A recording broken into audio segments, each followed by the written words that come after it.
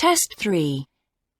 You will hear a number of different recordings, and you will have to answer questions on what you hear. There will be time for you to read the instructions and questions, and you will have a chance to check your work. All the recordings will be played once only. The test is in 4 sections.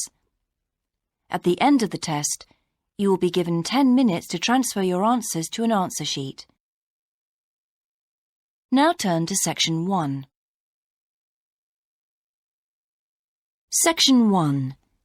You will hear an estate agent talking to a customer who wants to rent a house.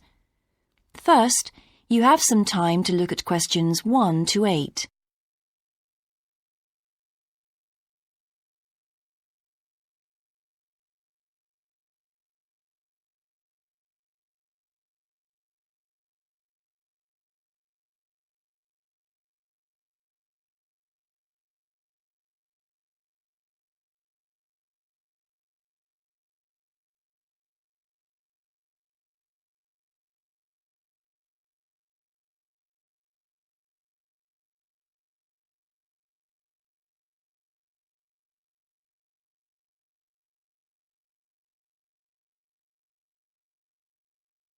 You will see that there is an example that has been done for you. On this occasion only, the conversation relating to this will be played first. Good morning. How can I help you? Hello. I'm interested in renting a house somewhere in the town. Right. Could I have your name, please? Yes, it's Stephen Godfrey. And tell me how many bedrooms you're looking for. Well, we'd need 4 because I'm going to share the house with 3 friends. The number of bedrooms needed is 4, so 4 has been written in the space. Now we shall begin. You should answer the questions as you listen, because you will not hear the recording a second time. Listen carefully and answer questions 1 to 8. Good morning. How can I help you? Hello.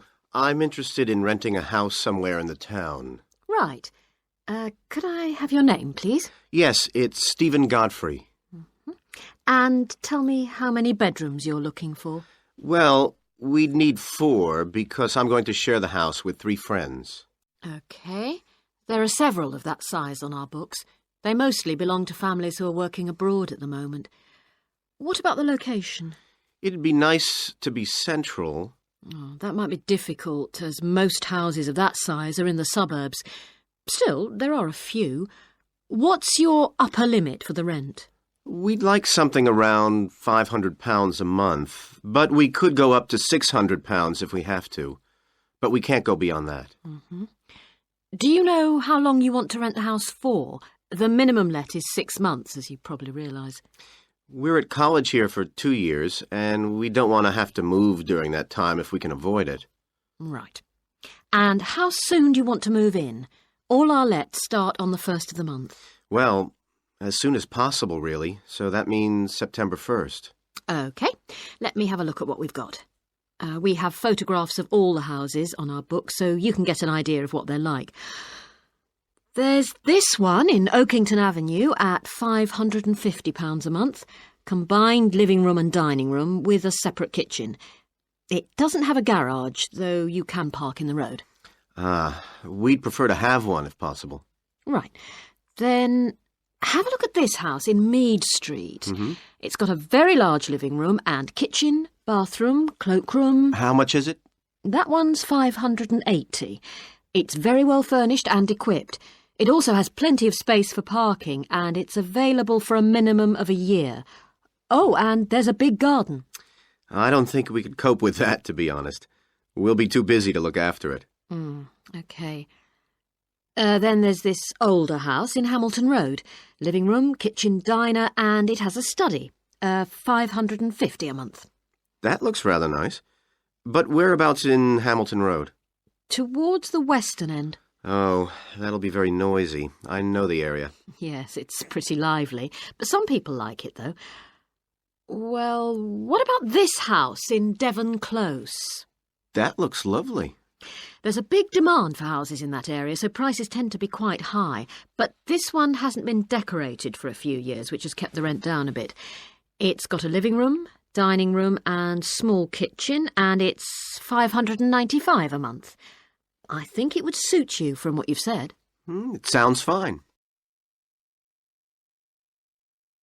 Before you hear the rest of the conversation, you have some time to look at questions 9 and 10.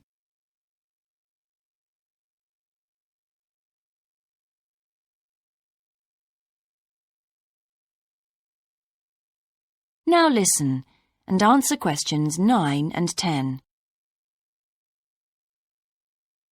Why is that part of town so popular?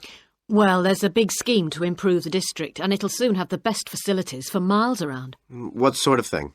There's a big sports centre under construction, which will be very impressive when it's finished. In fact, the swimming pool's already opened, ahead of schedule, and it's attracting a lot of people. What about cinemas? Are there any in the area? The only one closed down last year, and it's now in the process of being converted into a film museum. The local people are trying to get a new cinema added to the scheme. I think I heard something about a plan to replace the existing concert hall with a larger one. Ah, that's due to start next year. Well, it sounds an interesting area to live in. Could I go and see the house, please? Yes, of course. That is the end of section 1. You now have half a minute to check your answers.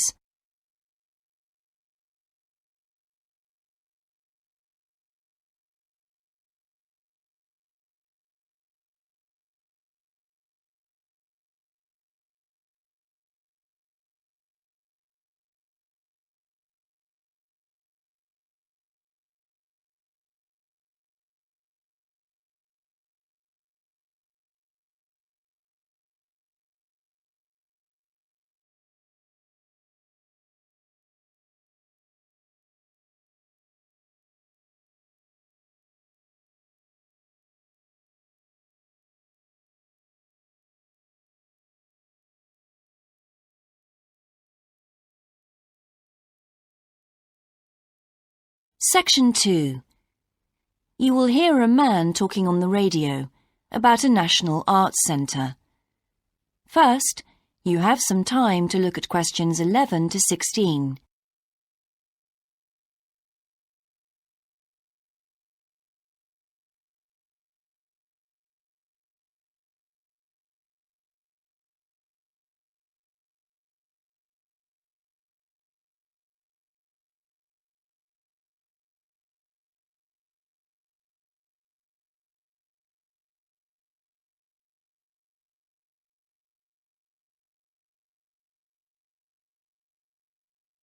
Now listen carefully and answer questions 11 to 16.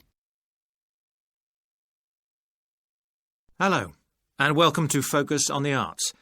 I'm your host, Dave Green, and this is your very own local radio programme. Every Friday evening, we put the spotlight on different arts and culture facilities and look at the shows and events that are on offer in the coming week. And today, the focus is on the National Arts Centre. Now, if you don't already know it yourself, I'm sure you've all heard of it. It's famous throughout the world as one of the major venues for classical music. But did you know that it's actually much more than just a place to hear concerts? The centre itself is a huge complex that caters for a great range of arts. Under a single roof, it houses concert rooms, theatres, cinemas, art galleries, and a wonderful public library, as well as service facilities including 3 restaurants and a bookshop. So, at any one time, the choice of entertainment there is simply enormous. So, how did they manage to build such a big arts complex right in the heart of the city? Well, the area was completely destroyed by bombs during the war in 1940.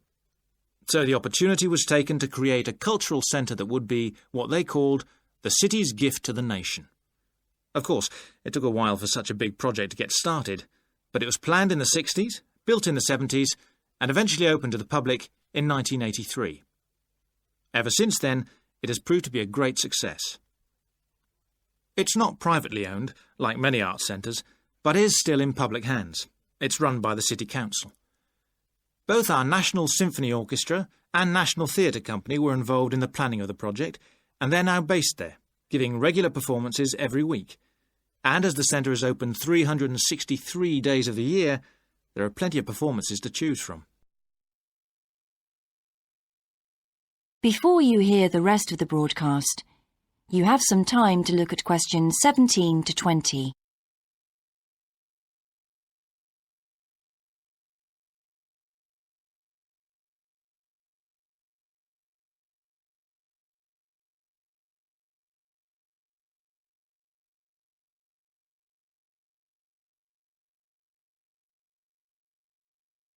Now listen and answer questions 17 to 20. So, to give you some idea of what's on, and to help you choose from the many possibilities, we've made a selection of the star attractions. If you're interested in classical music, then we recommend you go along to the National on either Monday or Tuesday evening at 7:30 for a spectacular production of The Magic Flute, probably the most popular of all Mozart's operas. It's in the Garden Hall, and tickets start at only £8, but you'll have to be early if you want to get them that cheap. And remember, it's only on for those 2 evenings. For those more interested in the cinema, you might like to see the new Canadian film, which is showing on Wednesday evening at 8 p.m. in Cinema 2, and that's called 3 Lives. It's had fantastic reviews, and tickets cost just £4.50, which is a reduction on the usual price of £5.50. So, it's really good value, especially for such a great movie. But you can see the centre's main attraction at the weekend, because on Saturday and Sunday, 11 a.m. to 10 p.m, they're showing a wonderful new exhibition that hasn't been seen anywhere else in Europe yet. It's a collection of Chinese art called Faces of China. That's in Gallery 1, and it has some really fascinating paintings and sculptures by leading artists from all over China. And the good news is that it's completely free, so don't miss it. So why not go along to the National Arts Centre next week for one or all of these great events? And you can always pick up a programme and check out all the other performances and exhibitions on offer, or coming soon, on almost every day of the year. Next week, we'll be looking at the new Museum of Science. That is the end of section 2. You now have half a minute to check your answers.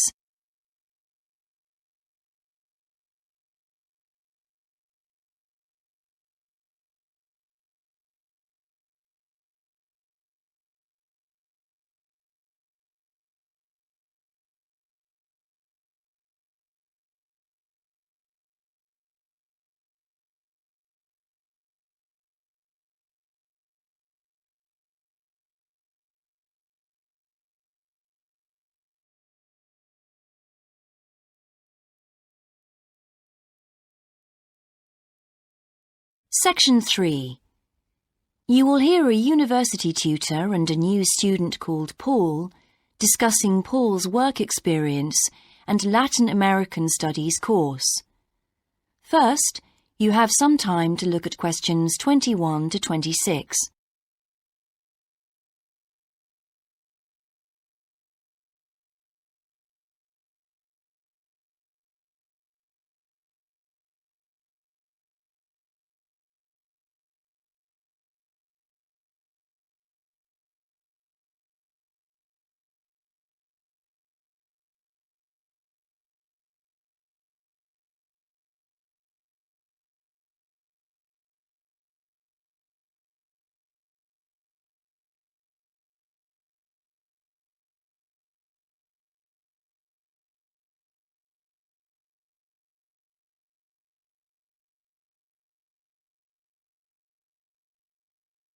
Now listen carefully and answer questions 21 to 26.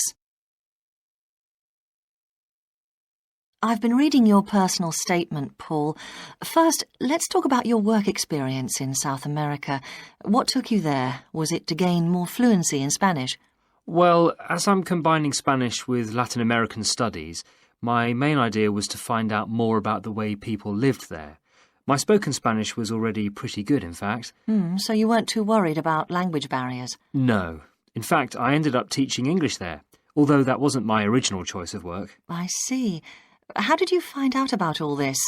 I found an agency that runs all kinds of voluntary projects in South America. What kind of work? Well, there were several possibilities. You mean construction, engineering work? Yes, getting involved in building projects was an option. Then there was tourism, taking tourists for walks around the volcanoes, which I actually chose to do, and then there was work with local farmers. But you didn't continue with that project. Why not? Because I never really knew whether I'd be needed or not. I'd thought it might be difficult physically, but I was certainly fit enough. No, I wanted to do something that had more of a proper structure to it, I suppose. I get demotivated otherwise. What do you think you learned from your experience? It must have been a great opportunity to examine community life. Yes, but it was difficult at first to be accepted by the locals. It was a very remote village, and some of them were reluctant to speak to me, although they were always interested in my clothes and how much I had to pay for them. Well, that's understandable. Yes, but things soon improved. What struck me was that when people became more comfortable with me and less suspicious, we really connected with each other in a meaningful way. You made good friends? Yes, with two of the families in particular. Good. What about management? Did you have a project manager? Yes, and he gave me lots of advice and guidance. And was he good at managing too? That wasn't his strong point. I think he was often more interested in the academic side of things than filing reports. He was a bit of a dreamer. And did you have a contract? I had to stay for a minimum of 3 months. My parents were surprised when I asked to stay longer, 6 months in the end. I was so happy there. And did anything on the administration side of things surprise you? What was the food and lodging like? Simple, but there was plenty to eat, and I only paid $7 a day for that, which was amazing, really. And they gave me all the equipment I needed, even a laptop. You didn't expect that then? No. Well, I'll look forward to hearing more. Before you hear the rest of the discussion, you have some time to look at questions 27 to 30.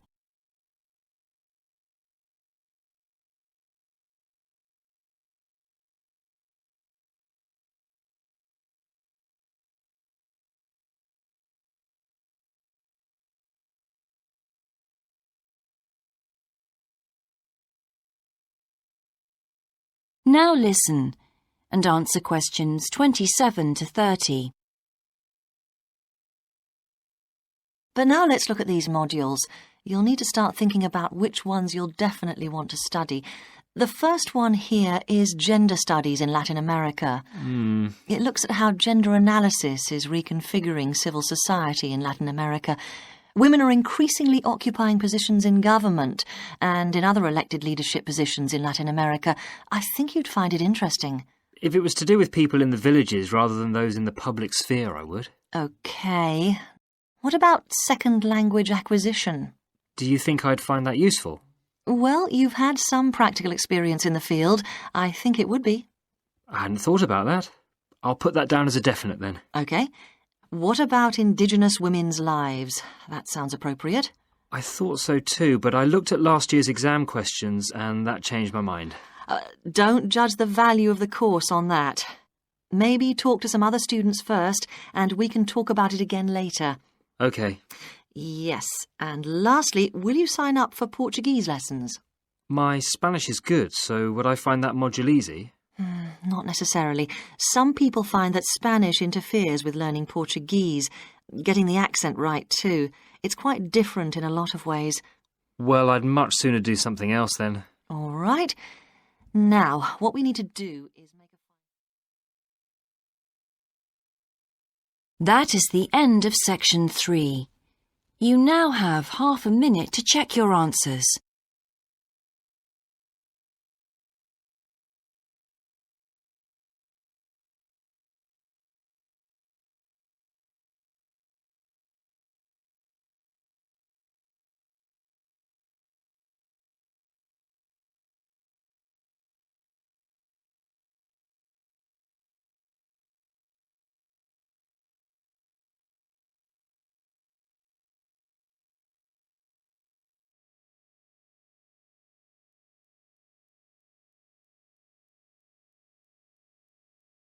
Section 4.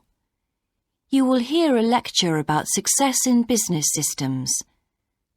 First, You have some time to look at questions 31 to 40.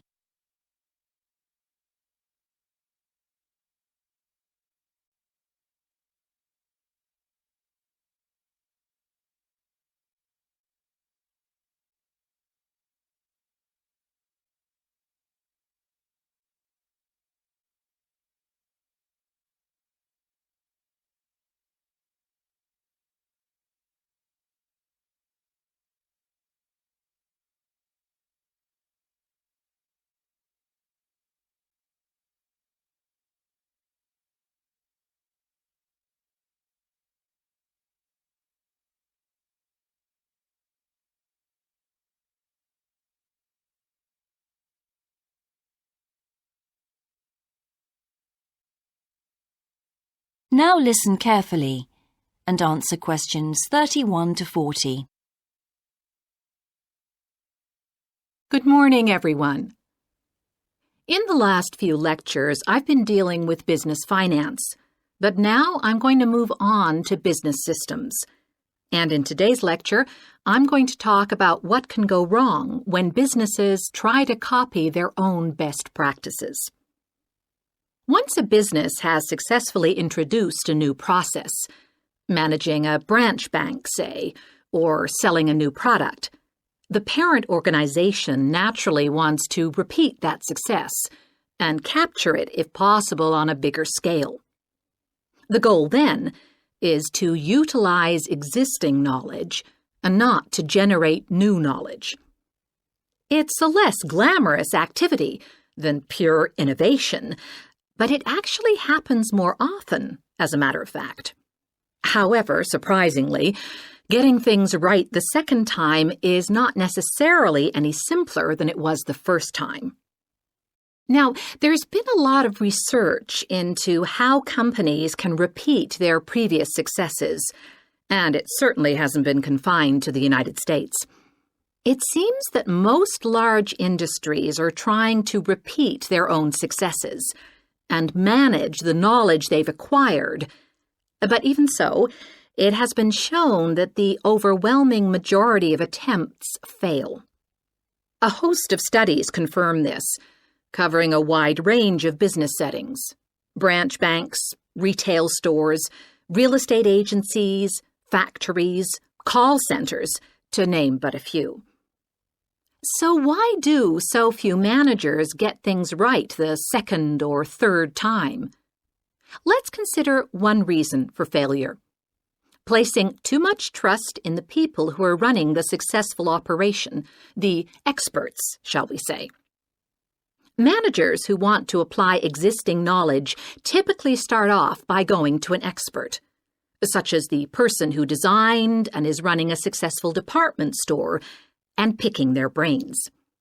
Now, this approach can be used if you want to gain a rough understanding of a particular system, or understand smaller, isolated problems.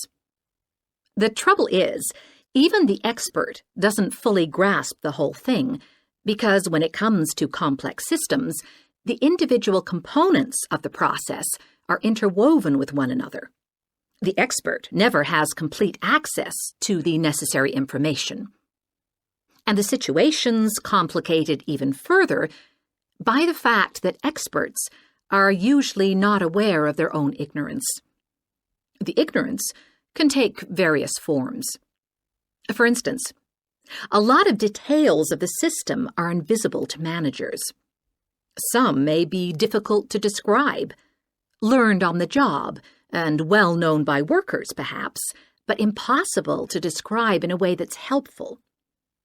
And there are some things that people know or do that they're not even aware of.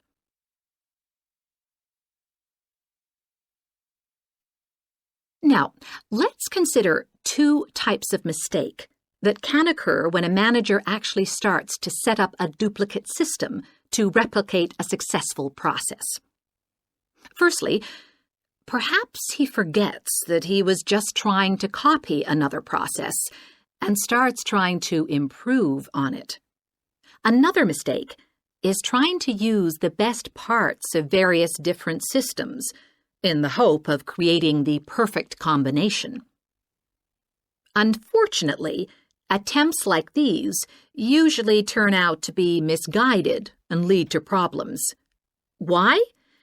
Well, for various reasons. Perhaps there weren't really any advantages after all, because the information wasn't accurate. Or perhaps the business settings weren't really comparable. More typically, the advantages are real enough, but there are also disadvantages that have been overlooked. For example, the modifications might compromise safety in some way. So, what's the solution? Well, I don't intend to suggest that it's easy to get things right the second time. It's not. But the underlying problem has more to do with attitudes than the actual difficulty of the task, and there are ways of getting it right. These involve adjusting attitudes, first of all. Being more realistic and cautious, really. Secondly, they involve exerting strict controls on the organizational and operational systems. And this, in turn, means copying the original as closely as possible. Not merely duplicating the physical characteristics of the factory, but also duplicating the skills that the original employees had. Reliance on a template like this offers the huge advantage of built-in consistency. That is the end of Section 4. You now have half a minute to check your answers.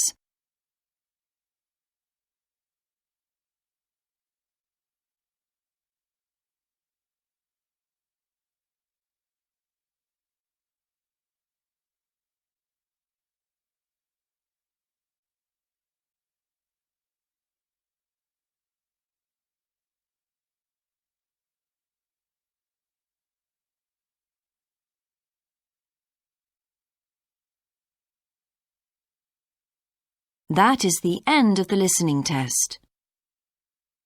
In the IELTS test, you would now have 10 minutes to transfer your answers to the answer sheet.